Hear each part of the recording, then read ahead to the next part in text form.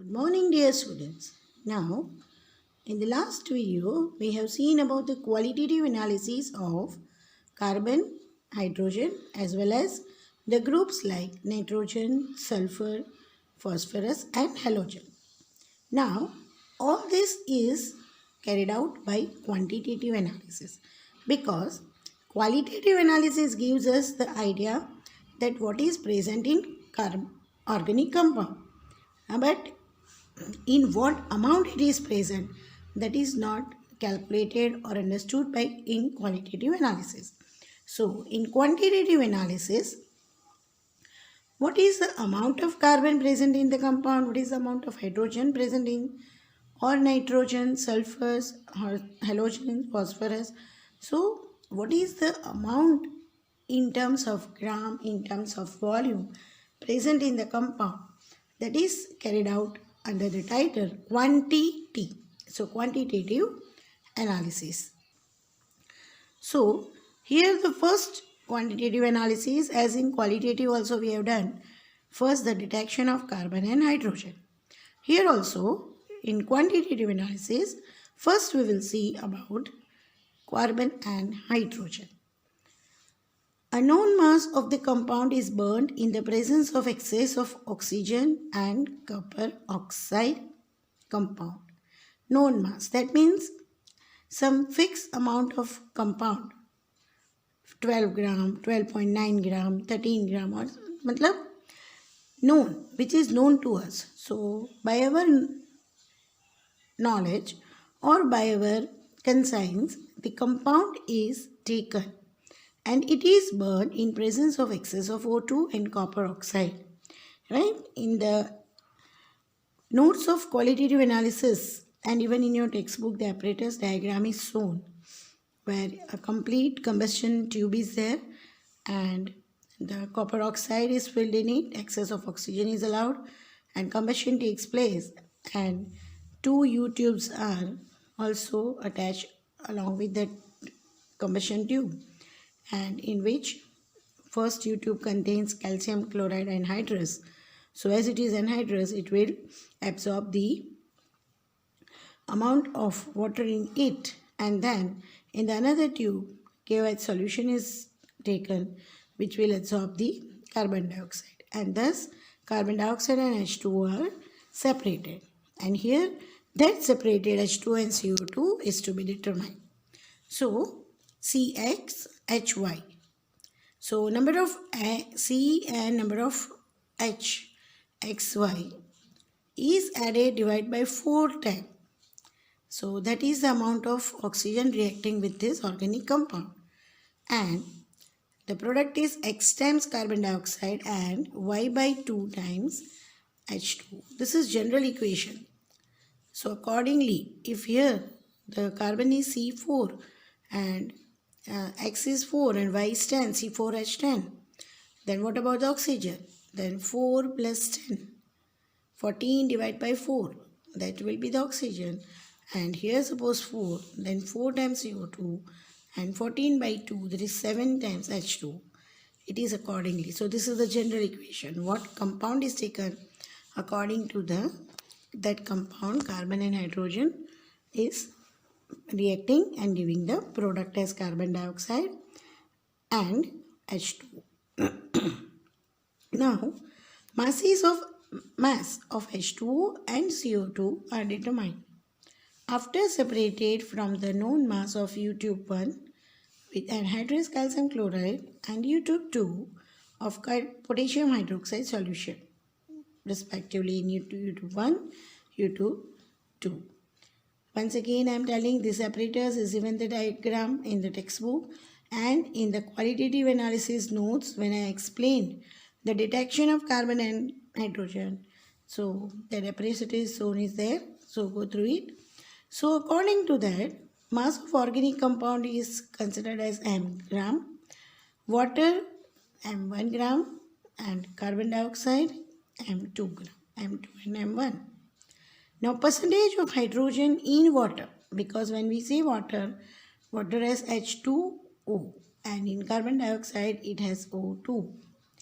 So percentage of hydrogen in H2O is atomic mass of hydrogen into 2 into organic water, compound of water, and percentage, so multiplied by 100, and molecular mass of H2O into M. M is the mass of the organic compound. So if we consider here, then H2 in H2O will be 2 hydrogen. So atomic mass 1 into 2. 2 ones are 2 plus M1 into 100 upon molecular mass of H2O is 18 into M. So 2 M1 100 upon 18 into M.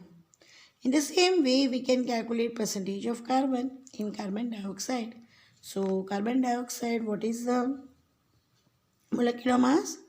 The molecular mass is C12 plus oxygen 2. So 16 to the 32 plus 12, 44, right? And now, getting the values, we'll put the values in this equation. 1 into 12 into M2 into 100. So this is considered here. Divide by 44 into M, molecular mass of CO2 into M.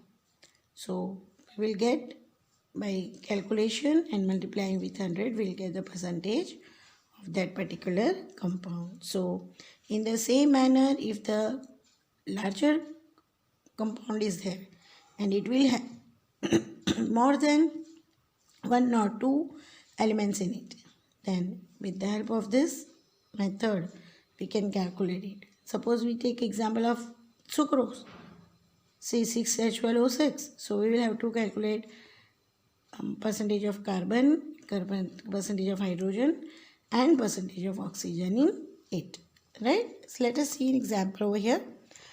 On complete combustion, 0.246 gram of an organic compound gave 0.198 gram of carbon dioxide and 0.1014 gram of water.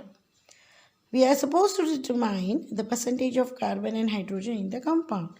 So according to this formula and this formula, we will get percentage of carbon is equal to 12, because we know atomic mass of carbon is 12, into M2, because mass of carbon dioxide, into 100 upon 44 into mass original on complete combustion, this much organic compound, 0.246 organic compound. So M is 0.246, and then M2. What is M2? I have given here. M2 is CO2 and water M1. So here organic compound came 0.198 of carbon dioxide. So here M2 is 0.198 and M is 0.246. Putting the value, we will get the percentage 21.95. In the same way, we can calculate percentage of hydrogen. 2 into mass of the hydrogen, that is water given, and 100 upon 18 molecular mass into mass of the compound, 0.246, and about water is 0.1014, that is M1. Putting the value, we will get percentage of hydrogen 4.58 percentage, right? So this is the way how we can determine the percentage of hydrogen and percentage of carbon in the given compound or any other compound if present in the organic compound. That is the percentage. In the first chapter, when we have calculated, there we have calculated in the same manner percentage of all the elements present in the compound, right? Now the next is nitrogen. The mass percentage of nitrogen can be done by two methods. One is the Dumas method and another is the Zeldas method. So let us see here the Dumas method. In this method, the nitrogen containing organic compound is heated in an ignition combustion tube, right? See, this is the ignition combustion tube. Ignition, and see this within the furnace. So combustion easily can take place, right? And it is ignited with copper oxide, CuO, in an atmosphere of carbon dioxide. So in the presence of carbon dioxide, where Due to the reaction of copper oxide with carbon dioxide, the free nitrogen is yielded in addition to carbon dioxide and water. So water and carbon dioxide are separated, but in addition to them, free nitrogen is also separated. And from the calibrated measuring tube, calibrated that means marked, where the marking is there. So with the calibrated measuring tube, which is filled with potassium hydroxide solution, the amount of water and amount of KOH will be collected here and it will vaporize, and the nitrogen gas will be stuck over here in the upward direction where this is the silt, and then it is taken from the silt portion and nitrogen gas is collected. So calibrated means marked. Here also the general equation is CXHYN. Now see here, in organic compound, when carbon hydrogen is there, some another atom can also join, right, if they are unsaturated. So here CX, HY and Z, and 2 times X plus Y by Z will give the product X carbon dioxide, Y by 2 water plus Z by 2 nitrogen, and 2x plus y by 2 copper itself. So this is the way generalization. What takes place here, the compound is fill up, CuO gas, that is, this is one chamber within which the amount of copper oxide is filled, and then carbon dioxide is allowed to pass through here. Here organic compound is present, this copper oxide with the pressure of carbon dioxide, it will have a thirst and it will react with copper oxide here. So organic compound and copper oxide combines over here, then it moves still further. This, because of this continuous support of the CO2, the temperature keeps on increasing, and because this, the particles keeps on moving. And then the next stage comes, and that is coarse CO. Coarse, that means little complete powder, and here little coarse. The particles are little bigger than the very small. And after that, complete ignition when takes place, combustion when takes place, then here it is passed through this tube and collected in this tube, right? And here this tube is mercury sealed, so no anything will enter or nothing will come out, and this is a nitrometer, and this is how the nitrogen is collected. The amount of carbon dioxide will be absorbed by potassium hydroxide solution, and coming here water vapor will come out, and even carbon dioxide vapor will also come out from here, and nitrogen will be collected over here. This is Dumas method and Dumas apparatus. How it is calculated? So first of all, whatever the mass of the compound is taken, that is m gram, volume of collected nitrogen which is collected, that volume is volume V1 at room temperature T1 Kelvin. So volume of nitrogen at STP is P1 V1 into 273 Kelvin upon 760 millimeter into T1. So accordingly, we can have the idea that P1 is already with us. Then P1. So P1 V1 273 standard temperature, 760 atmosphere into T1, and this P1 and V1 which is taken here, they are the pressure and volume, and we can have it. P1 is different from atmospheric pressure at which nitrogen is collected. And after that we will have to calculate P1. that is the pressure, that is atmospheric pressure minus aqueous tension, right? Aqueous tension, that means if the compound is exerting a pressure from the surface, then that particular compound will experience aqueous tension, and when aqueous tension is subtracted from the atmospheric pressure, then it will be the pressure for the given system P1. Then as we got V in milliliter, then 22,400 milliliter and TP as STP is 28 gram, then V mole of,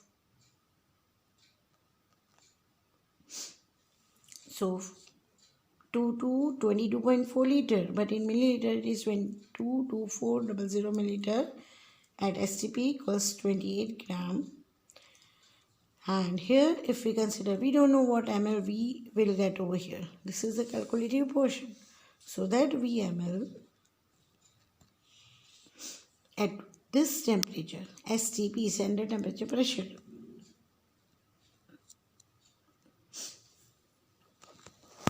so as unitary method, crossing V multiplied by 28 divided by 22400. So percentage of nitrogen VML into 28 by 22400 into 100,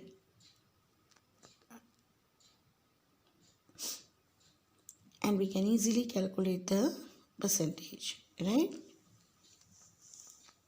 Here is the question. In Dumas method for estimation of nitrogen, 0.3 gram of organic compound. So M is here 0.3. Give 50 ml of nitrogen collected at 300 Kelvin temperature and 715 millimeter pressure. So the nitrogen collected volume V is equal to 50 ml and temperature is 300 Kelvin and pressure is 715 millimeter. Now calculate the percentage composition of the nitrogen. So first of all, we will have P1 is equal to atmospheric pressure minus aqueous tension. Atmospheric pressure is, aqueous tension is 15 millimeter and atmospheric pressure is 715 millimeter.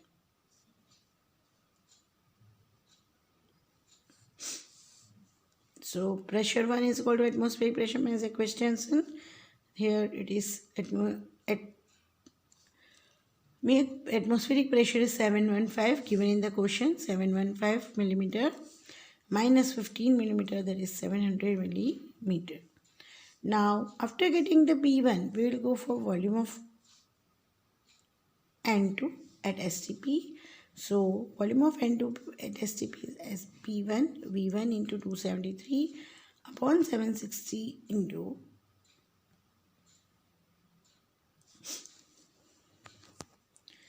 So after these steps, we will get the volume of nitrogen at STP P1 V1 into 273 upon 760 into 7 T1 temperature.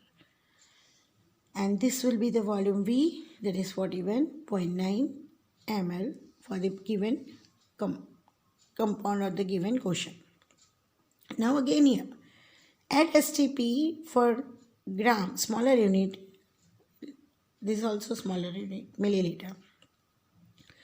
So here 22,400 milliliter of N2 at S2P is 38 gram because atomic mass of nitrogen is 14 and here the N2, the 14 was 28. Then for this much volume, 41.90 mole N2V, that is equal to 41.90 into 28 upon 22400. And percentage is to be calculated by multiplying with 100 and it is 17.46. So this is how all these different methods, and we can calculate pressure,